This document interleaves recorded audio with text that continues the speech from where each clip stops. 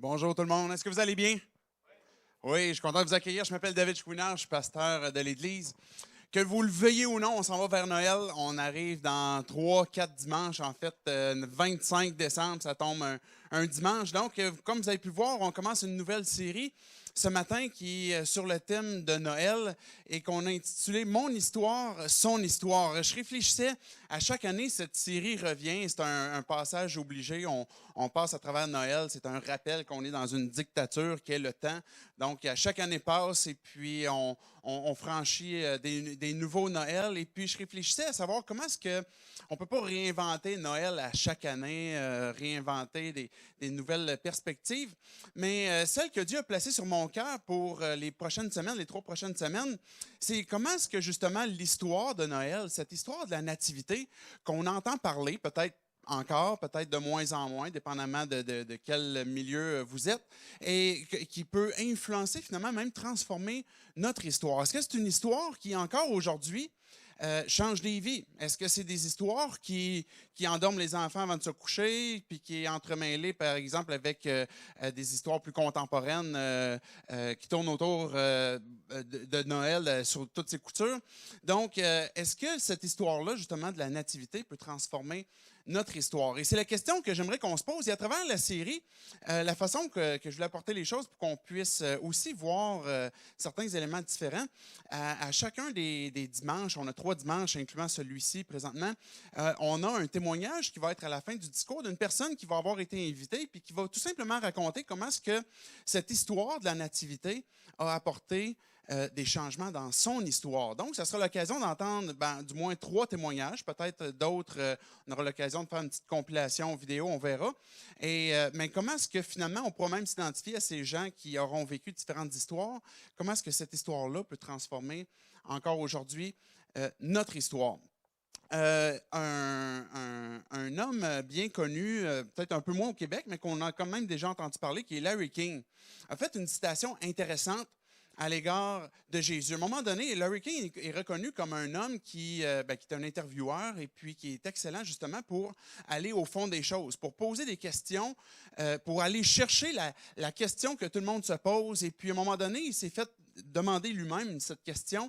Si tu avais l'occasion d'interviewer n'importe qui, même dans l'histoire du monde, même une personne décédée, qui serait cette personne que tu aimerais interviewer? Et Larry King a dit, j'aimerais que ça soit Jésus.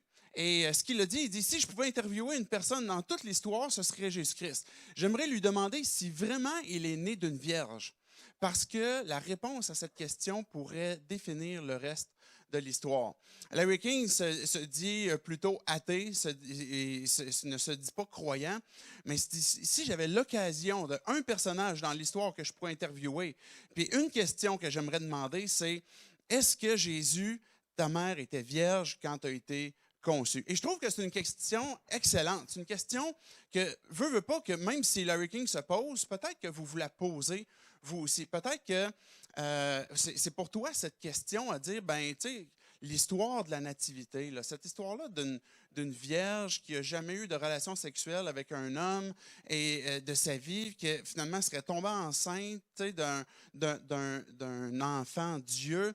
Est-ce que c'est réellement quelque chose de possible? Et peut-être que pour toi, c'est quelque chose, et c'est le cas pour plusieurs personnes dans notre société, au Québec et à travers le monde, c'est un blocage pour croire en Jésus, pour croire en Dieu, pour croire en cette histoire-là, que ça ne marche pas, cette histoire de naissance virginale. Ou peut-être que tu es croyant et que tu te poses aussi la question.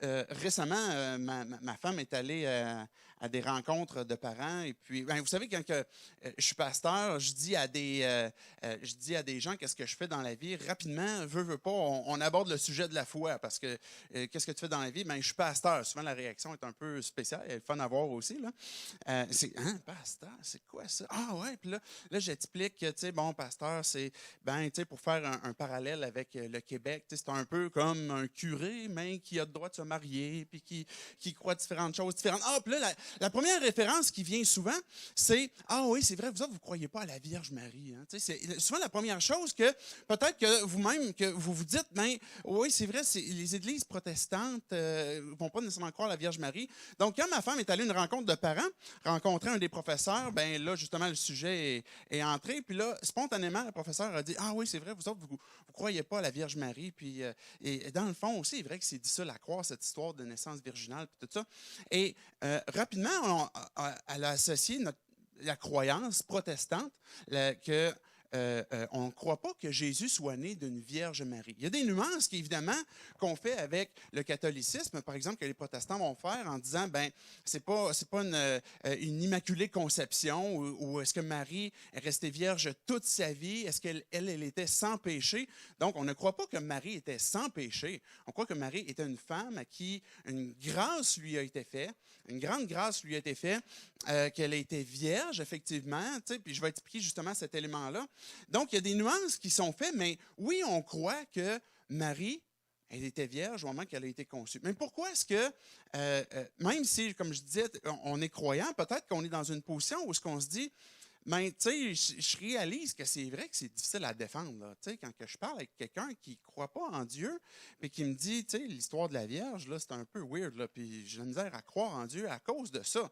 Et peut-être que ça affecte ta foi parce que tu te dis, ben dans le fond, elle ne sait pas trop comment répondre à ça.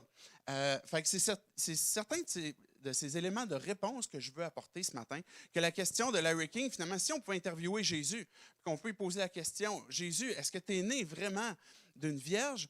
Ben, c'est les réponses que j'aimerais qu'on puisse regarder ensemble ce matin. Donc, le plan qu'on va voir, c'est... Et finalement, c'est drôle parce que peut-être que je me suis inspiré de la série précédente. Il y a une histoire de mythe, finalement, on pourrait dire, ben c'est un mythe que Jésus soit né d'une vierge. Fait que donc, on va aborder le premier élément, sera justement d'où vient ce mythe. Pourquoi est-ce qu'on croit, certains vont croire que c'est un mythe que Marie était vierge. Pour ensuite aborder la deuxième question, c'est quoi les réponses? Et finalement terminer avec, bien, quelle est l'importance? Pourquoi est-ce que c'est si important? Pourquoi est-ce qu'on tiendrait tant que Marie soit née d'une vierge? Est-ce que ce n'est pas quelque chose qu'on peut juste comme scratcher, puis tu sais, comme on va s'adapter avec ce qui est moins embêtant? Donc, c'est ça va être le plan de ce qu'on va voir, puis après ça, on va conclure avec le témoignage de Joanie que je vais inviter dans quelques instants. Donc, tout simplement, j'aimerais qu'on puisse prier, demander à Dieu qu'il puisse venir nous parler, qu'à travers sa parole, il puisse venir nous peut-être répondre à des questions que l'on a, peut-être raffermir notre foi aussi que l'on a, les réponses qu'on aimerait avoir. Dieu, on vient devant toi pour tout simplement te dire que on est à la recherche de qui tu es. On veut apprendre à te connaître de plus en plus. On veut comprendre. Et puis Dieu, on veut croire que tu aimes aussi nous faire comprendre qui tu es, nous faire comprendre ton plan. Parce que, ben, ultimement, Dieu, si la Bible est ce qu'on peut dire, la parole de Dieu, ta parole, on veut savoir pourquoi tu nous l'as laissé. Pourquoi est-ce que tu nous as laissé ces informations-là? Puis en quoi est-ce qu'elles sont pertinentes pour nous aujourd'hui? Donc, viens nous parler, nous convaincre et ultimement, Dieu, nous transformer, nous faire découvrir qui tu es pour qu'on puisse découvrir continuellement la vie en toi, Seigneur Jésus. Amen. Donc, vous êtes prêts? On va aborder ce mythe pourquoi ce mythe, cette croyance est considérée comme un mythe au Québec et plusieurs endroits dans le monde.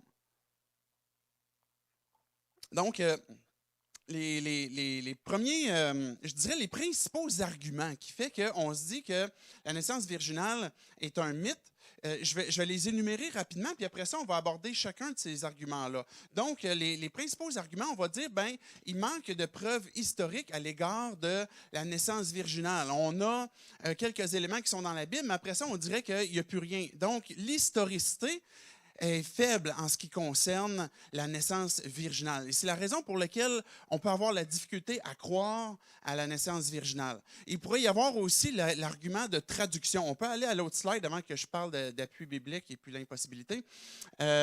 Juste pour vous expliquer l'argument de problématique de traduction, parce que peut-être que même vous avez déjà lu sur le sujet, il faut comprendre que la Bible est divisée en deux sections, l'Ancien Testament et le Nouveau Testament. L'Ancien Testament, les textes originaux ont été écrits en hébreu.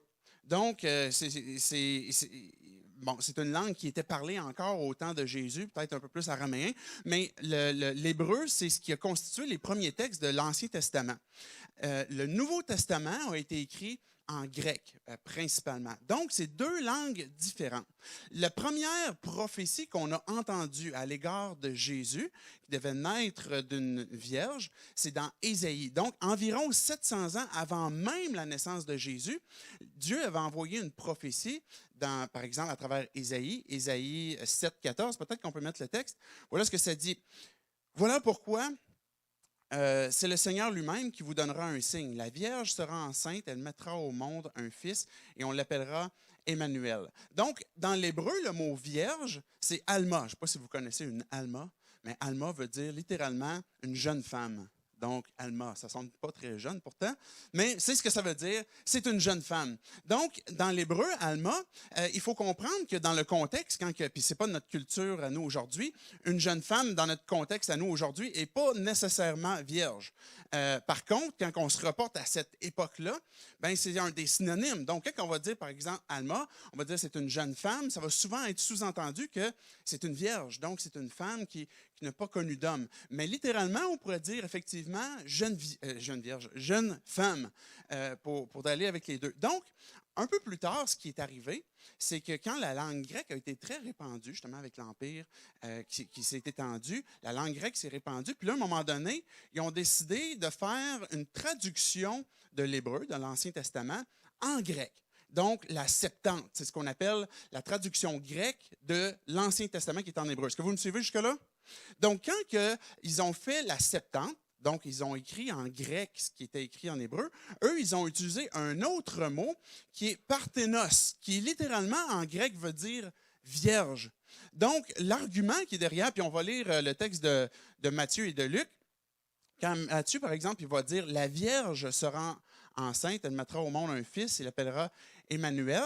Donc, Matthieu va utiliser le mot parthénos et pas utiliser le mot Alma, c'est-à-dire, l'argument, certains vont dire, bien, Matthieu aurait dû traduire plutôt « La jeune femme sera enceinte et elle mettra au monde un fils ». Et ils vont dire, mais Matthieu, plutôt que d'utiliser une langue grecque, il a utilisé la Septante, qu'il a citée dans son propre évangile, et la Septante, qui était une mauvaise traduction, selon l'argument, ben, aurait dû traduire « La jeune femme va mettre au monde un fils », et Matthieu a utilisé une mauvaise traduction pour parler de la Vierge. Est-ce que vous me suivez l'argument jusque-là?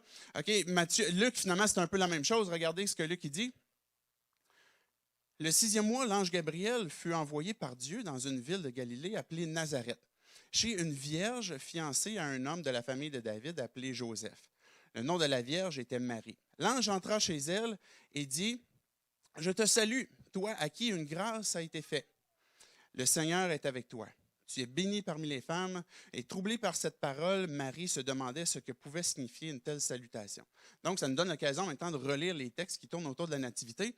Donc, l'argument qui est là, c'est que quand l'hébreu a été traduit en grec par la Septante, les évangélistes Matthieu et Luc ont utilisé une mauvaise traduction de la Septante pour utiliser finalement le mot vierge plutôt que de l'avoir utilisé pour dire jeune femme. Donc ça, c'est l'argument comme tel que c'est une mauvaise traduction. On aurait dû lire dans nos évangiles aujourd'hui qu'il va y avoir une jeune femme qui va être enceinte et qui va porter un fils. Et pas une vierge qui va avoir un fils, mais une jeune femme. Et ça devient beaucoup plus naturel pour l'argument comme tel que ça serait un mythe.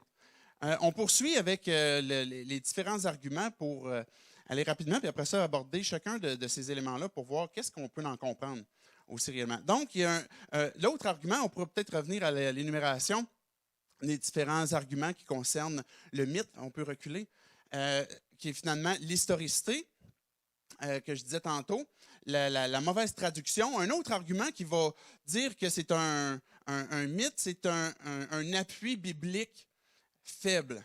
Donc, l'argument est l'absence dans le Nouveau Testament de répéter justement l'idée que Marie était vierge. Par exemple, il y a des auteurs clés dans la Bible, comme Paul, qui a écrit beaucoup de livres dans le Nouveau Testament. Mais Paul ne mentionne aucune fois que Marie était vierge. Jean, qui est un autre évangéliste extrêmement important. Donc, on a 4 évangiles. L'évangile de Jean ne mentionne pas du tout non plus que Marie était vierge. Donc, l'argument est celui de l'absence de mention que Marie était vierge. Et sur cette base-là, mais du fait que, par exemple, Paul et Jean, des auteurs clés, n'ont pas mentionné ça, pourrait devenir un argument pour certains de dire, ben voici pourquoi on croit que la naissance virginale est un mythe. Il n'y a pas d'appui biblique suffisamment convaincant. Et c'est vrai que Jean et Paul ne mentionnent pas le mot parthénos en disant Marie était vierge. On va revenir sur ça. Et finalement, le dernier argument utilisé pour parler de ce mythe, que la naissance virginale serait un mythe, c'est impossible. C'est tout simplement impossible qu'une vierge puisse devenir enceinte et puis finalement donner naissance. Donc, regardons les différentes réponses à ces croyances-là. Est-ce que vous me suivez jusqu'à présent? Je voulais qu'on puisse comprendre peut-être les différentes questions que vous vous posez, les différents arguments que vous entendez. Il y a un faible appui historique, faible appui biblique, c'est impossible, ou bien c'est une mauvaise traduction. Commençons par l'historicité. Vous savez, un des problèmes de notre temps, de notre époque, c'est notre perception à l'égard de ce qui nous est laissé comme écrit. Je donne un exemple. On se retrouve le lendemain des élections aux États-Unis. Quels journaux dans le monde n'ont pas parlé de ça?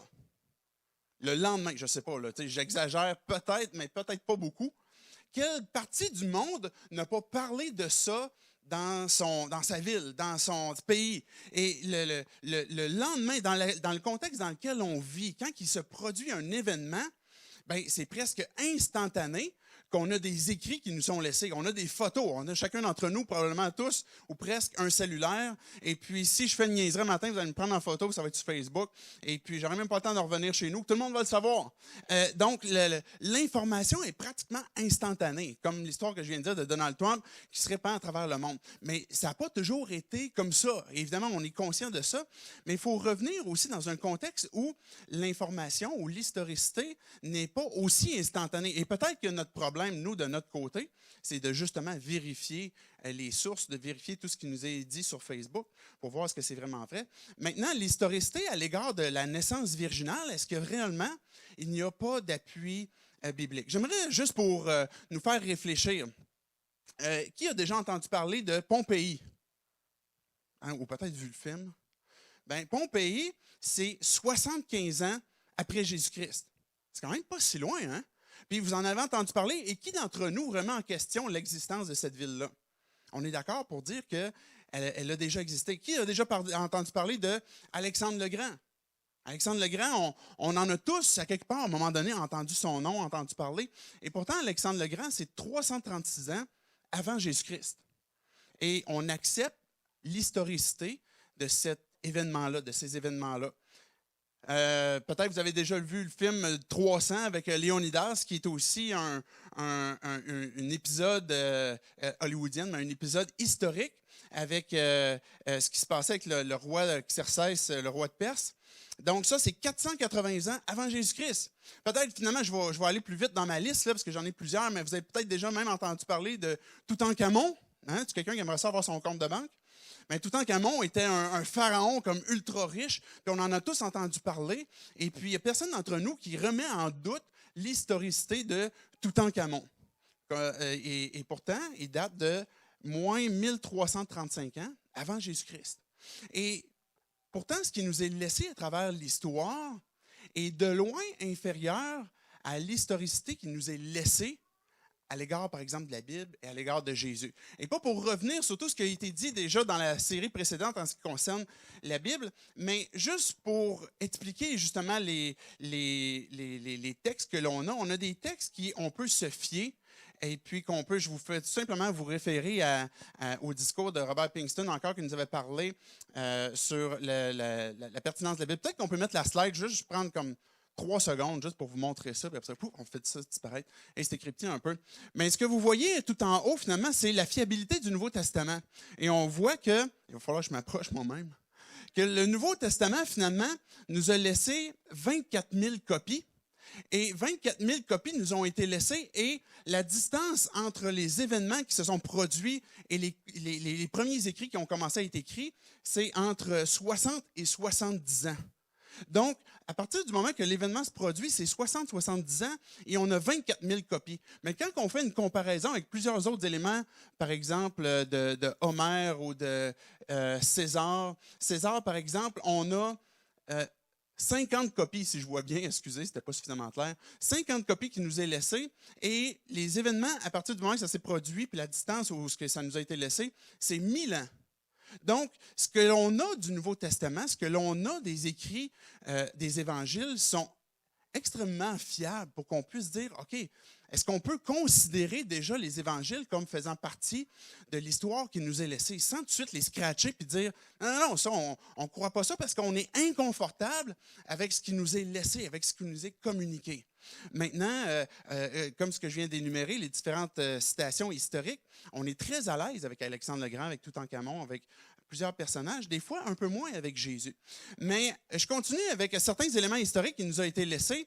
Par exemple, le credo des apôtres. J'ai apporté le début du credo des apôtres. Le credo des apôtres commence en disant « Je crois en Dieu, le Père Tout-Puissant, Créateur du ciel et de la terre, et en Jésus-Christ, son Fils unique, notre Seigneur, qui a été conçu du Saint-Esprit et qui est né de la Vierge Marie. » Et là, le credo va continuer, mais le credo des apôtres, bon, traditionnellement, ce qu'il dit, c'est que les apôtres avaient cette tradition orale qui aurait été laissée à travers quelques années, puis assez tôt aurait été mis par écrit. Par exemple, je mentionne Ignace d'Antioche qui l'aurait cité, par exemple.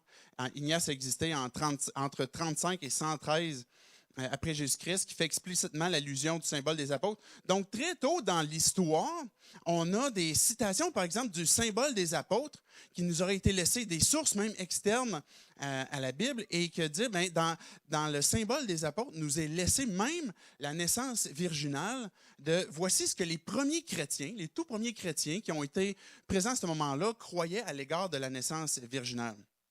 Après ça, je pourrais parler des différents conciles qu'il y a eu, le credo d'Anastasie, et puis qui a eu lieu, par exemple, en 450, où je pourrais parler du petit catéchisme qui a été aussi donné en 1529 par Martin Luther.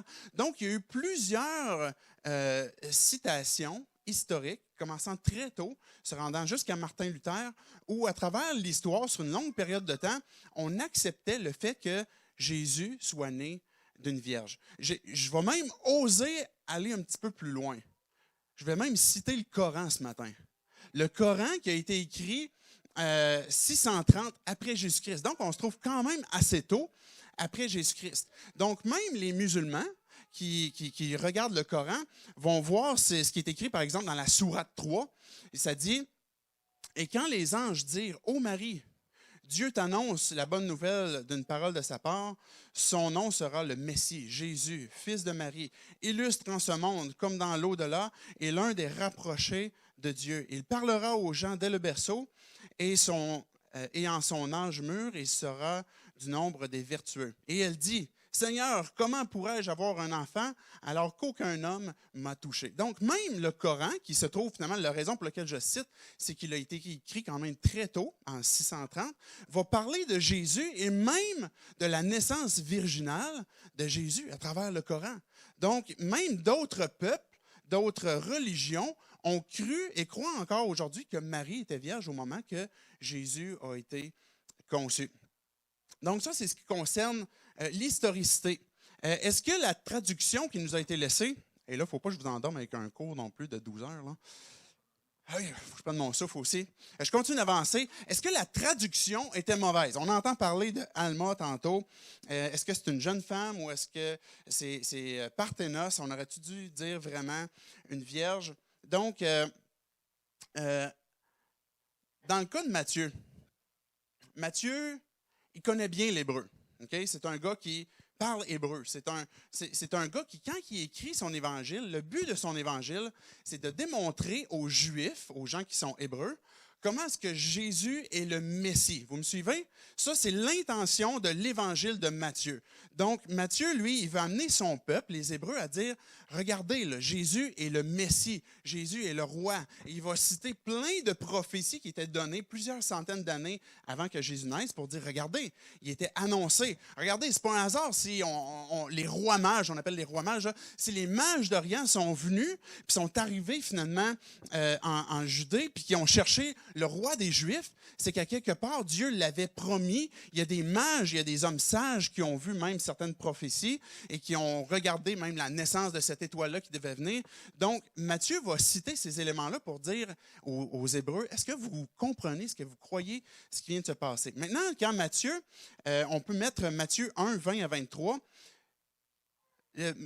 Joseph commençait à penser à divorcer de sa femme, parce que là, il entend qu'elle est enceinte. Donc, comme il pensait, un ange du Seigneur lui apparut dans un rêve et dit, « Joseph, descendant de David, n'aie pas peur de prendre Marie pour femme. » En fait, ils étaient promis en mariage, ils étaient ensemble, mais le mariage n'était pas consommé encore. Et prends Marie pour femme, car l'enfant qu'elle porte vient du Saint-Esprit. Donc, Matthieu est en train de citer ce que l'ange a dit à Joseph. Et quand on regarde le contexte de ce que Matthieu est en train de citer, il vient de qui, le bébé? Il vient du Saint-Esprit. C'est ce que Matthieu est en train de dire. Donc, est-ce que Matthieu s'est trompé puis a utilisé une traduction un peu boiteuse de la Septante?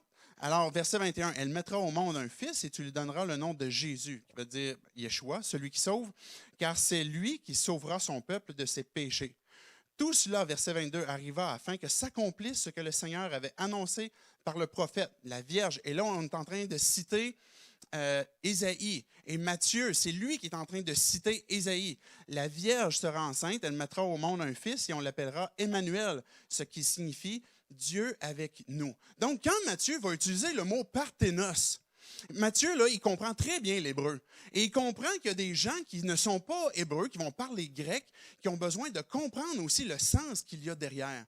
Et quand, par exemple, Ésaïe va mentionner le fait que c'est Emmanuel, mais c'est Matthieu qui va ajouter la mention que, voici, c'est Dieu avec nous. Parce que Emmanuel, c'est la signification de ce que ça veut dire, c'est-à-dire que voici, c'est Dieu qui est avec nous. Donc, est-ce que Matthieu a utilisé une traduction boiteuse et puis s'est dit, « Hey, je vais utiliser la Septante. » Ils ont traduit ça sur le coin de la table et puis je vais utiliser ça. Non, on voit que Matthieu utilise même plus de sens pour expliquer ce que le grec veut dire.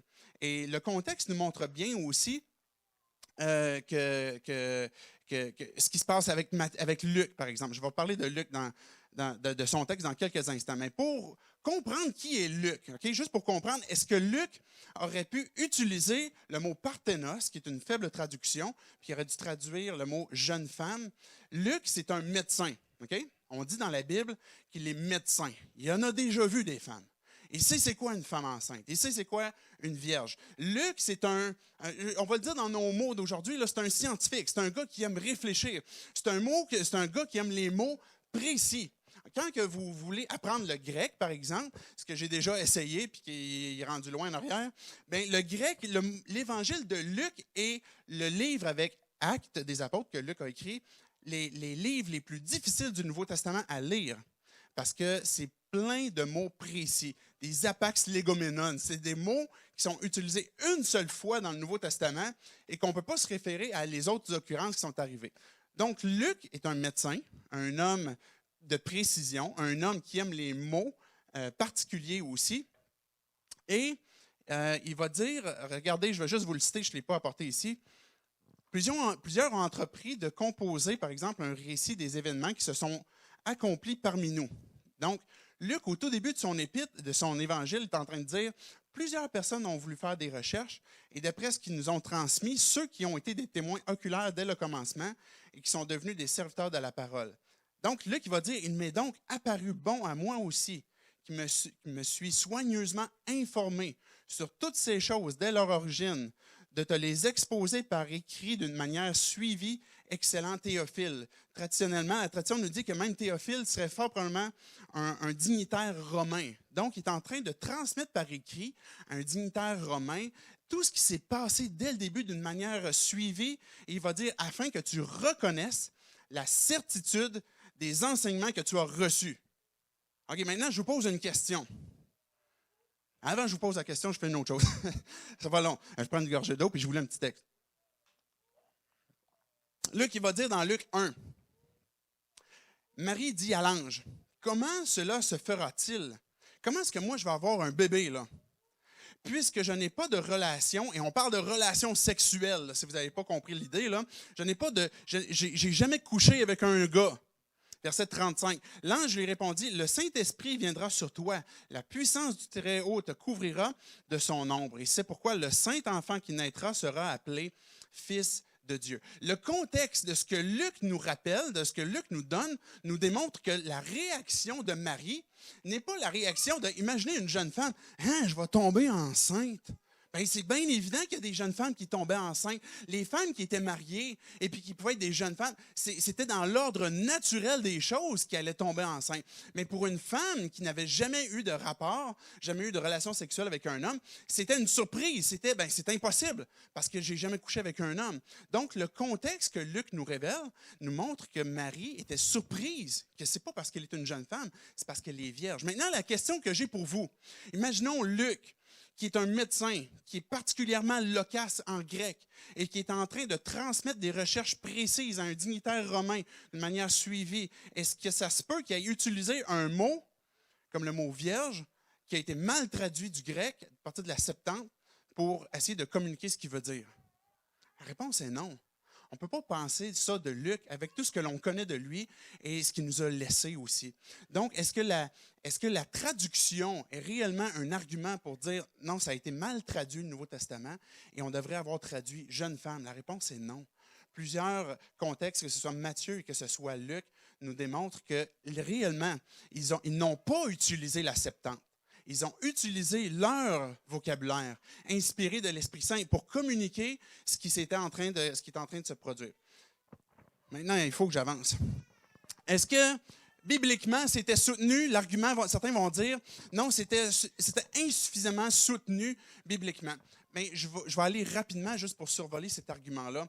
L'Évangile de Jean, à 29 reprises, Jean emploie l'expression « Fils de Dieu ».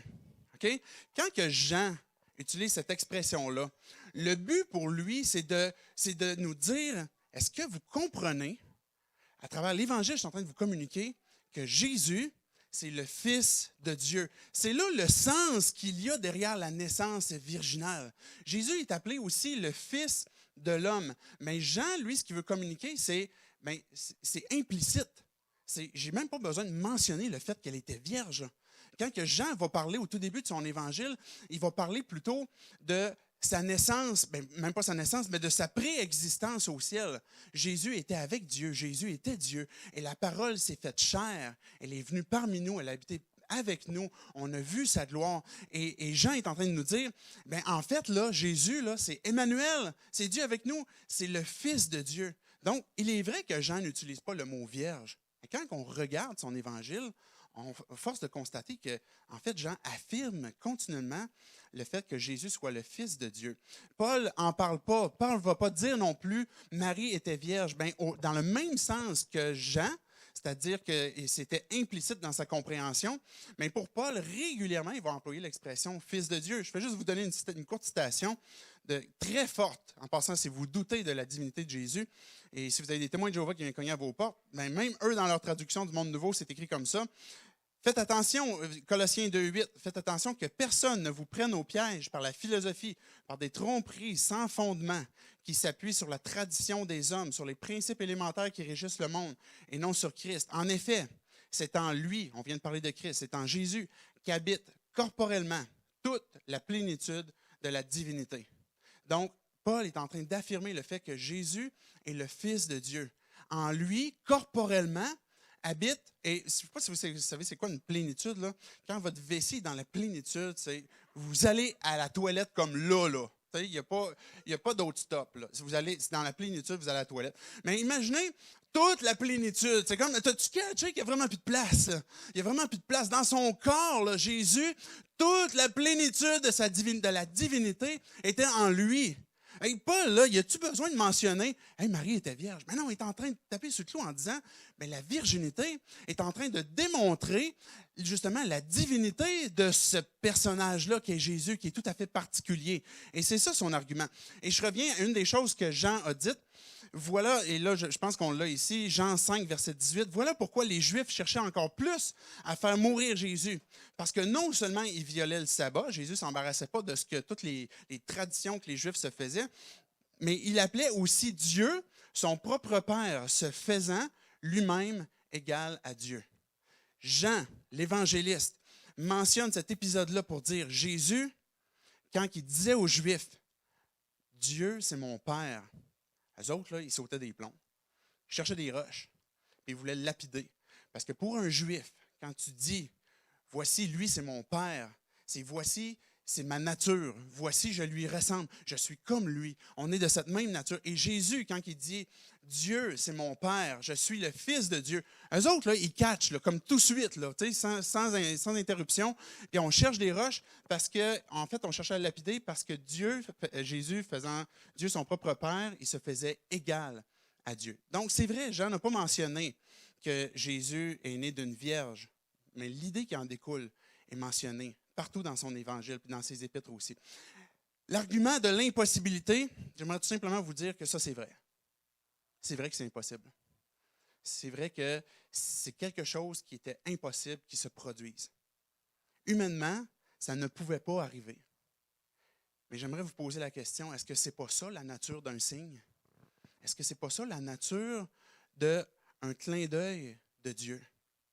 Dans les circonstances de nos vies, sur la terre où c'est impossible qu'une chose se produise. Au moment que Ésaïe est en train de dire ça à son peuple, la naissance de Jésus, la naissance virginale, c'est l'annonce d'une promesse, d'une libération. La naissance de Jésus était celui qui allait venir délivrer. Et cette prophétie-là était pour apporter justement du réconfort. Est-ce que si ça n'avait été qu'une jeune femme qui devait tomber enceinte, mais plusieurs finalement, aurait pu tomber enceinte et quel aurait été réellement le signe? Jésus a été prophétisé plusieurs centaines d'années avant même son arrivée. C'est vrai que c'était impossible que Jésus, humainement, puisse naître. Est-ce que si Dieu existe, si Dieu est le créateur de l'univers, si Dieu est l'instigateur de tout ce qui nous habite, tout ce qui existe, tout ce qui est présent, est-ce qu'il est capable d'envoyer un signe qui pour nous est impossible, pour nous ouvrir les yeux, pour nous amener à dire, j'ai besoin de comprendre quelque chose derrière ça. J'ai besoin de comprendre l'importance qui en découle. Et je termine avec ça. Peut-être qu'on peut mettre la slide. Différentes prophéties qui ont été données. 8 manières différentes d'identifier le Messie selon des prophéties. Et je vais juste vous les mentionner rapidement, mais qui ont été écrites plusieurs centaines d'années avant. Par exemple, où naîtrait Jésus dans Michée 5.2? Quand il naîtrait, la façon que sa naissance se produirait, sa trahison, la façon que sa mort se produirait, les mains percées, les pieds percés, son côté percé, les gens qui se moquent de lui dans le psaume 22, qui est 1000 ans avant Jésus-Christ. L'enterrement dans Ésaïe 53, des centaines d'années avant, des prophéties. Si vous aimez, vous avez un esprit un peu plus sceptique, mais les prophéties sont là pour nous démontrer que plusieurs centaines d'années avant, d'une façon très précise, mais ces prophéties-là annonçaient qu'est-ce qui s'en venait de Jésus et on voit à travers Jésus comment ça s'est appliqué. Je vais juste faire une citation rapide en ce qui concerne les différentes prophéties. Dans la revue Scientific Speaks, le docteur Peter Stoner a calculé que les probabilités qu'une personne accomplisse juste ces 8 prophéties qu'on vient de mentionner, c'est 1 suivi de 17-0. Je ne sais pas comment est-ce que vous articulez ce chiffre-là, mais si une personne réussit à accomplir ces 8 prophéties-là, ben, tu as une chance sur 1 suivi de 17-0. Et si tu prends, par exemple, 48 prophéties, ben, là, à ce moment-là, tu as une probabilité sur 1 suivi de 157-0.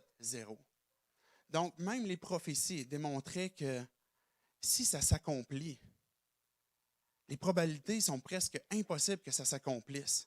Mais si ça s'accomplit, c'est parce qu'il y a quelqu'un derrière qui est en train de démontrer son intérêt, son intention de ce qu'il veut faire. Je vais inviter les musiciens à s'avancer, puis je vais inviter Joanie aussi. Je vais te donner le temps, là. Quelle est l'importance de cette naissance? Comment son histoire? J'ai été peut-être un peu plus théorique ce matin. Peut-être que vous posez les questions parce que vous n'avez pas nécessairement la pensée comme quoi que Jésus était réellement né d'une vierge. Ou peut-être que vous êtes croyant et vous aviez ces questions-là. Je voulais qu'on puisse apporter ces réponses-là.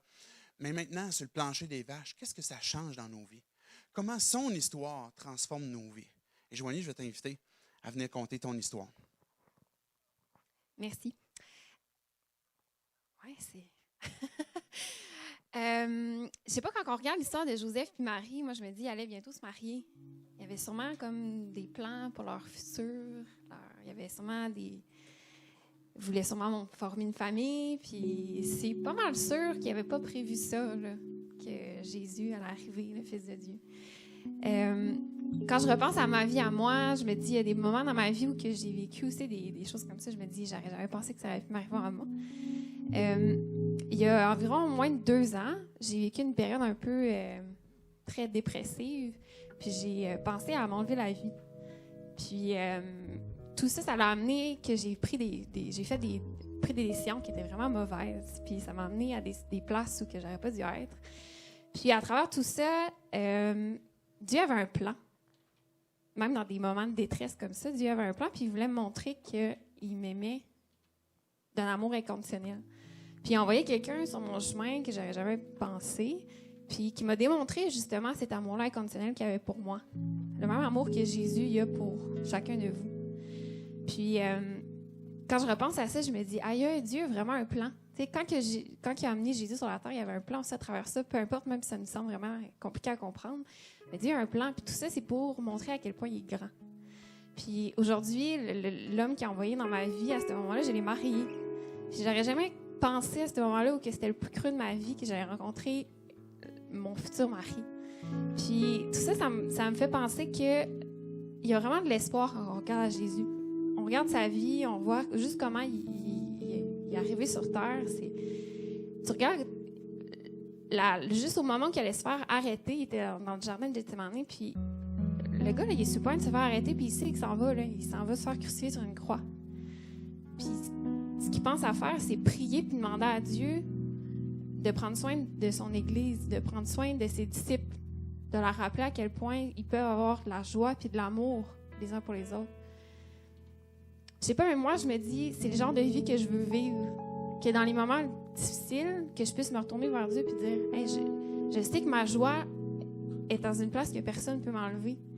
C'est pas le genre de vie que je veux vivre, c'est pas le genre de vie où que je veux me dire, hey, je veux faire des plans pour ma vie, je veux avoir de la drive, je veux avoir une bonne vie, avoir une famille, une job, une carrière. Non, je veux que ma vie, mon but pour ma vie, ça soit de vivre comme Jésus avec la tête dans les nuages avec Dieu en disant, hey, on travaille ensemble pour que tout le monde sache c'est qui Jésus. Puis c'est ça devrait être ça le but de notre vie. Puis c'est ça qui me donne de l'espoir. Puis quand je pense à Jésus qui est né et qui est mort pour moi, ça me donne de l'espoir. Okay. C'est ça. Merci, Joanie. Je vais prendre une minute pour prier. L'importance que Jésus soit né d'une vierge, c'est qu'on avait besoin d'un Rédempteur. On avait besoin d'un Rédempteur. Chacun d'entre nous. Le fait que Jésus soit né, a été conçu par une femme, c'est pour que Jésus puisse prendre notre place, pour qu'il puisse s'identifier à toi et à moi. Et le fait qu'il soit le Fils de Dieu, c'est qu'il peut nous sauver parfaitement, complètement. Dieu, ton œuvre, ce que tu as fait pour nous est parfait. Et Dieu, on peut juste te dire qu'on ne comprend pas tout de toi. On reste encore avec toutes sortes de questions. Mais Dieu, tu nous as montré à travers cette histoire, à travers ton histoire, que tu es Dieu fait homme, que tu nous comprends, que tu as été tenté comme nous en toutes choses, mais que tu as aussi démontré par ta vie qui était sans faute, sans péché, que tu pouvais nous en sortir. Que même si tu as souffert avec nous et parmi nous, tu as eu la victoire. Victoire sur le mal, sur le péché, sur la mort. Et ça prenait toi, Seigneur Jésus. Aucun autre nom nous a été donné que le tien. Jésus, celui qui va sauver son peuple de ses péchés. Seigneur, on ouvre nos cœurs vers toi, nos pensées, pour te dire qu'on a besoin de toi. On a besoin de toi comme sauveur dans nos vies. On a besoin de la rédemption. Dieu, je veux tout simplement te confesser que, encore dans ma vie, je n'ai pas le contrôle absolu sur tout ce qui se produit. Plein de choses me sont encore impossibles. Et Dieu, tu m'as démontré que tu es ce Dieu de l'impossible, qui me connaît, qui nous connaît, qui peut intervenir dans nos vies. Et Dieu, c'est le plus beau cadeau de Noël que tu pouvais nous donner. Père, tu nous as donné ton Fils, Jésus. Jésus, tu nous as donné ta vie. Ton esprit vit en nous, à partir du moment qu'on place notre foi en toi. Dieu soit glorifié. Ce matin, si tu n'as jamais mis ta confiance en Dieu, que tu as besoin de cet espoir aussi, comme Joanie l'a mentionné, tu peux tout simplement dire à Dieu, Dieu, j'ai besoin de toi comme sauveur. J'ai besoin de toi comme rédempteur. Dieu, je crois que tu es Dieu qui est venu pour me sauver, pour me racheter. Et je t'abandonne ma vie. Je t'abandonne mes péchés, Dieu. Je t'en demande pardon. Donne-moi ton pardon. Donne-moi une nouvelle vie. Que je puisse découvrir la vie continuellement en toi. Et Dieu, pour nous qui avons déjà placé notre foi en toi, on continue de lever les yeux vers toi. Continue de lever nos mains vers toi. D'où nous viendra le secours? Le secours me vient de toi, Seigneur Jésus. Sois glorifié dans nos vies. Merci d'être venu nous chercher. Merci d'avoir fait ce miracle. Merci de nous donner cet espoir, cette espérance, qui est pour maintenant et puis pour l'éternité. Amen.